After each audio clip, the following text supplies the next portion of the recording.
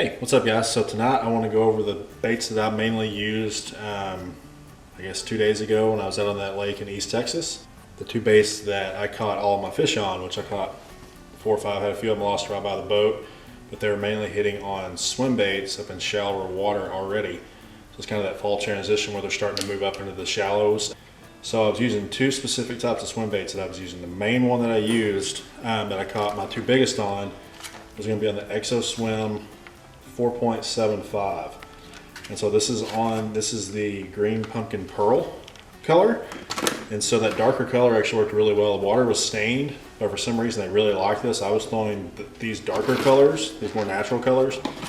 My brother was throwing a white swim bait, and I don't think he caught anything on that white swim bait. What he caught on a spinnerbait, and so this darker color worked really well. I caught 3 or 4 on that, and I had that rigged up on the Owner Flashy Swimmer 3/0, and so I had it rigged up on that, and then I had that on, if I can show you what I had. So this is what the setup was. It was on my favorite balance, 7.6 heavy, and so I was running on a heavy, 7.4 heavy, moderate fast.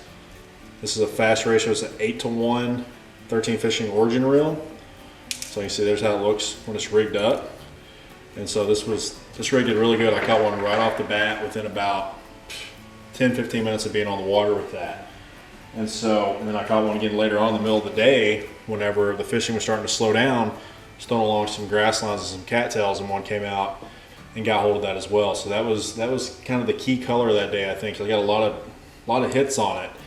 Of course, I boated 3 with that, 2 really good fish, and then 1 smaller one. So I think for some reason this darker color I think might be this watermelon pearl might be a pretty good color coming up here in the fall from what I was seeing. And so they also have it in this green pumpkin pearl. So they also have it in their 4-inch, which is about an inch difference.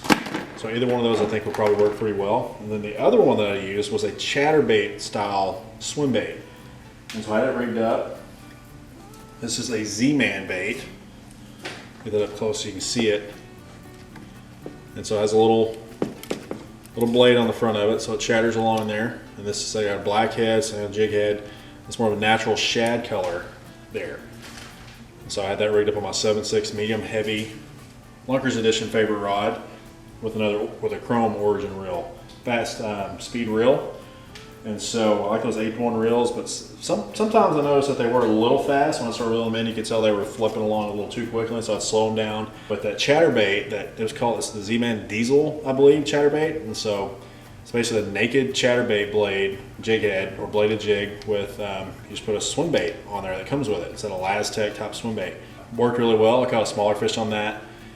Once again, we were fishing kind of that stained water, so it has a darker profile because the blade and the head are black, and so coming through there you can really see it. And so that was a pretty good bait as well. Those are the two that we got hit the most off of. And like I said, my brother caught one off of one of the new Joe Spaits spinnerbaits, and so I'll try to put a picture of that in the video here so you can kind of see what those look like. Really different. The skirts on them aren't a typical big, rubber looking plastic skirt. It's a shorter, almost what you see like on one of those inline spinners. And so it's kind of a different look, almost like a fly fishing bait.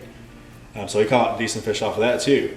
So those were kind of the 3 that were working this weekend. We were only out there for about 4.5 hours, mainly the peak times there. But the ones we caught were up in the shallow water already.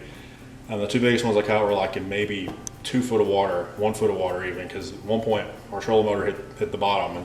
So they're starting to move up a little bit, and so like I said, I would say give those a shot if you're looking for something in these kind of fall transition times.